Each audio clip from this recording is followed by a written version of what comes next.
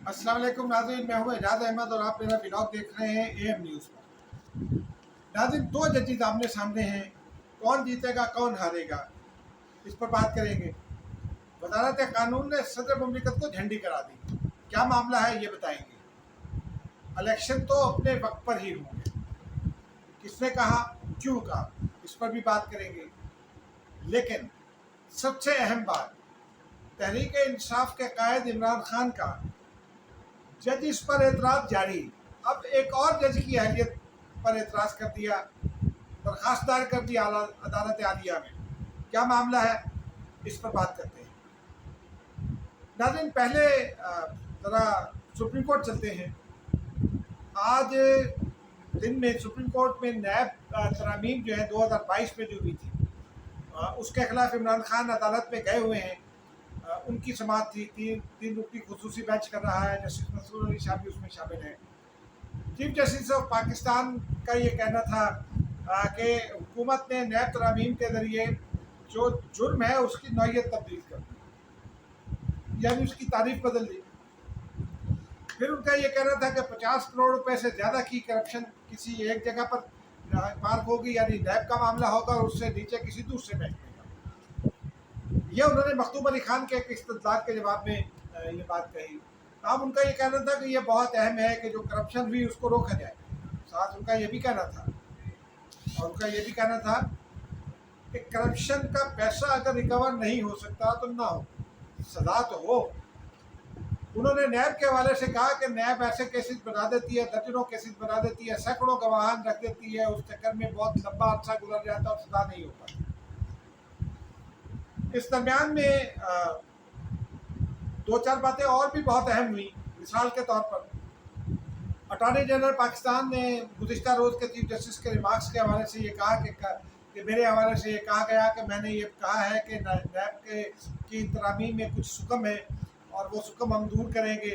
उन्होंने कहा कि मैंने ऐसा नहीं कहा, लेकिन चीफ जस्टिस इससे पहले कि वो बात करते, चीफ जस्टिस ऑफ पाकिस्तान ने कहा कि न जाने अंग्रेज़ी अखबारात में रिपोर्टर की बायलाइन क्यों नहीं छपती, उसके नाम से स्टोरी क्यों नहीं छपती, ये कैसी सेंसरशिप है, ये कैसा मीडिया का माहौल चल रहा है।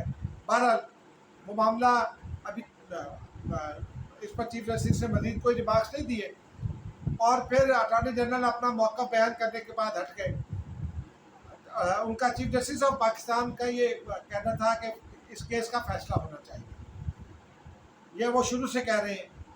लेकिन जस्टिस मंसूर अली शाह, जिन्होंने गुज़िश्ता रोज़ भी ये कहा था कि इस मामले को फुल कोर्ट को सुनना चाहिए, आज फिर उन्होंने ये कहा कि कौन से इंसानी हुकूक की खिलाफ वर्जी हुई है। उन्होंने कहा कि कोई आम आदमी तो आया नहीं, ना कोई सिविल सोसाइटी की तंजीम आई, कोई सियासी जमात भी फरीक नहीं है, ना हमने किसी सियासी जमात को नोटिस जारी किए हैं। तो उनका ये कहना था कि जो साहब नैब तरामीम के खिलाफ आए हैं वो तो खुद अदालतों से बकोरे हैं, यानी वो आजकल जो इमरान खान का रवैया है उस ओवरऑल रवैये के कॉन्टेक्स्ट में बात कर रहे थे। बहरहाल ये मामला कल तक पेंडिंग हो गया। आप देखते हैं कल क्या मसला शऊर पर आता है, कल क्या पर्दागार से ज़रूर में आता है। नाज़रीन, अब दूसरी खबर की जानिब चलते हैं। वजारत कानून ने आज सदर को झंडी करा दी।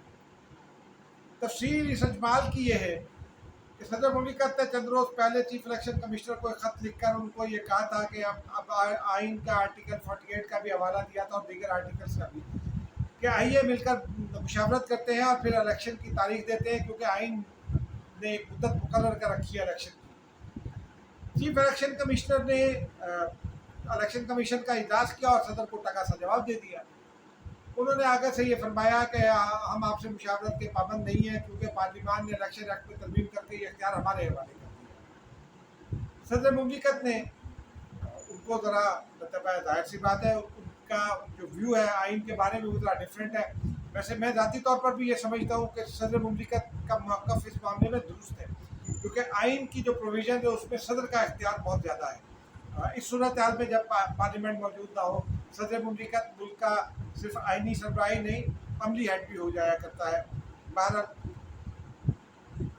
वजारत कानून को सदर ने यह ख़त भेजा कि मुझे बताया जाए कि मामला इस पर राय क्या है। वजारत कानून ने आज झंडी करा दी। वजारत कानून ने सदर मुमलिकत से ये कह दिया है कि आपका तो कोई मामला ही नहीं है, आप आराम से घर बैठिए। اور یہ سارا معاملہ الیکشن ایکٹ کے تحت چیف الیکشن کمشنر کو دیکھنے دیجیے. اب وزارت قانون ایک ایسے وقت میں جب صدر مملکت وہ کے سسٹم اس کو قبول نہیں کرے گا، اس صدر مملکت کو، صدر مملکت نے خود بہت ساری غلطیاں کی ہیں، اپنے آپ کو اس پوزیشن میں خود پہنچایا. یہ میرا موقف ہے، کیونکہ اگر وہ ایک پارٹی کے ایک ورکر کے طور پر بیہیو نہ کرتے، صدر مملکت کے طور پر بیہیو کرتے تو معاملہ مختلف ہو سکتا تھا. لیکن بہرحال اب جب تک وہ صدر مملکت ہے وہ تسلیم کرنا پڑے گا. بہرحال یہ صدر مملکت کا آپ دیکھتے ہیں کہ کل صدر مملکت کا کیا رد عمل آتا ہے، اس کے حوالے سے کل ہی بات ہو سکے گی. ناظرین اب آتے ہیں تیسری بڑی خبر کی طرف. امریکہ، برطانیہ، آسٹریلیا، کینیڈا، بہت سارے مغربی جمہوریتیں جو ہیں، مغربی جمہوری ممالک جو ہیں، وہ اس بات کو پر پاکستان کو قائل کر رہے ہیں، پاکستان سے بات کر رہے ہیں کہ پاکستان میں اگر سیاسی استحکام چاہیے، مستقبل میں آگے بڑھنا ہے اچھے طریقے سے، تو الیکشن آئین کی مقررہ مدت میں کرا دیا جائے. جو امریکی ہیں سفیر ڈونلڈ روم، وہ چیف الیکشن کمشنر سے ملے تھے. اس کے بعد وہ نگران وزیر اعظم انوار اللہ کاکڑ سے ملے. اس سے پہلے ان کی وزیر خارجہ جلیل آباد جیلانی سے بھی ایک ملاقات ہو چکی ہے. آج امریکی under secretary of state Victoria Roland نے جلیل آباد جیلانی صاحب کو فون کیا، اور ایسے تمام مواقع پر یو ایس ایمبیسی نے ایک پریس ریلیز جاری کرنا مناسب سمجھا. اس پریس ریلیز میں باقی تفصیلات تو ہوتی تھی، لیکن ایک جملہ خاص طور پر ہوتا تھا کہ امریکہ فیئر فری اینڈ بر وقت الیکشن کرانے کے لیے پاکستان کی ہر مدد کے لیے تیار ہے. میری اطلاع یہ ہے کہ یہ مغربی ممالک کہہ رہے ہیں پاکستان کو جو آئین کی مقررہ مدت ہے 90 روز کی، اس پہ الیکشن کرایا جائے. اگر حلقہ بندیاں ضروری ہیں تو پھر حلقہ بندیاں جلد از جلد مکمل کر کے جلد از جلد الیکشن کرایا جائے، تاکہ پاکستان ایک ٹریک پر چل سکے.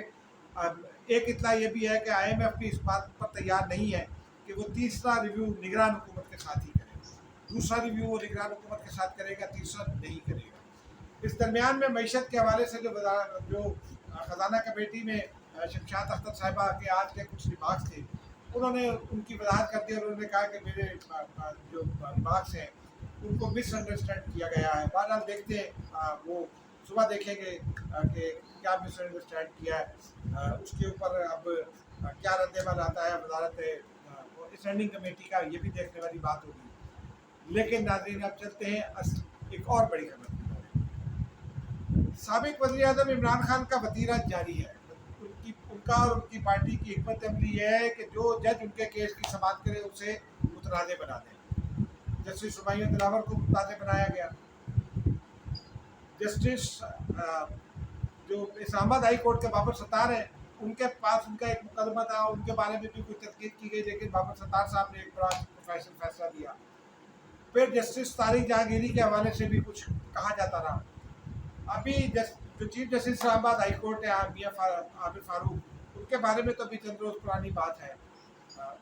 ان کو بھی ان کے خلاف ریفرنس دائر کرنے کا بھی اعلان کیا گیا اور بہت برا بھلا کہا گیا پی ٹی آئی ریلیٹڈ جو ہیں ٹویٹر ہینڈلر سے. اب تازہ جو نمبر آیا ہے وہ سائفر کورٹ کے جج جو ہیں، وہ آفیشیل سیکرٹ ایکٹ کورٹ کے جج جو ہے ابو الاسرار صاحب، ان کا آ گیا ہے. آج وہ اپنی عدالت چھوڑ کر اٹک جیل جا کر انہوں نے سماعت کی سائفر کیس کے حوالے سے، اور عمران خان کا 14 روز کا ریمانڈ دیا گیا. عدالت کے اندر جیل کے اندر چونکہ سماعت ہوئی، بہت تفصیلات باہر نہیں آئی ہیں، بس ایف آئی اے کا کی کچھ تفصیلات آئی ہے کہ کب انہوں نے تحقیقات شروع کی، کب بیان ریکارڈ کیا، اور وہ ایک ٹائم لائن ایک طرح سے ان کی آئی ہے سامنے، لیکن وہ کوئی بہت امپورٹنٹ بات نہیں ہے. اس کے بعد فوری طور پر آج دوپہر میں پی ٹی آئی کے وکلاء نے اسلام آباد ہائی کورٹ میں ایک درخواست دائر کر دی ہے، اور اس میں وہی الزام لگا دیا ہے جو جسٹس ہمایوں دلاور پر لگایا تھا. ان کا یہ کہنا ہے کہ ابو الاسرار صاحب جو وہ اہل نہیں ہے یہ درخواست سنیں گے، ان کی جورسڈکشن بھی نہیں ہے. اب دیکھیے کیا ہوتا ہے. ان کی درخواست کل دیر سماعت آتی ہے یا پرسوں دیر سماعت آتی ہے، کیونکہ آج کل عدالتوں میں یہ خاص بات ہے ناظرین، اسلام آباد ہائی کورٹ ہو، لاہور ہائی کورٹ ہو یا کہ سپریم کورٹ ہو، رات کو پی ٹی آئی کی درخواست جمع ہوتی ہے، صبح اس کے اوپر ایک اعتراض لگتا ہے، 2 گھنٹے بعد وہ اعتراض دور ہو جاتا ہے، اور پھر اگلے روز اس کی سماعت شروع ہو جاتی ہے. عدالتوں کو بھی سوچنا چاہیے کہ کیا صرف عمران خان ہی کے مقدمات ہیں، دنیا میں اور کوئی کام نہیں ہے؟ یہ ناظرین ایک بڑا سوال اٹھ رہا ہے پاکستانی سوسائٹی میں، لیکن دیکھتے ہیں کیا ہوتا ہے۔ اب مجھے اجازت دیجیے، خدا حافظ۔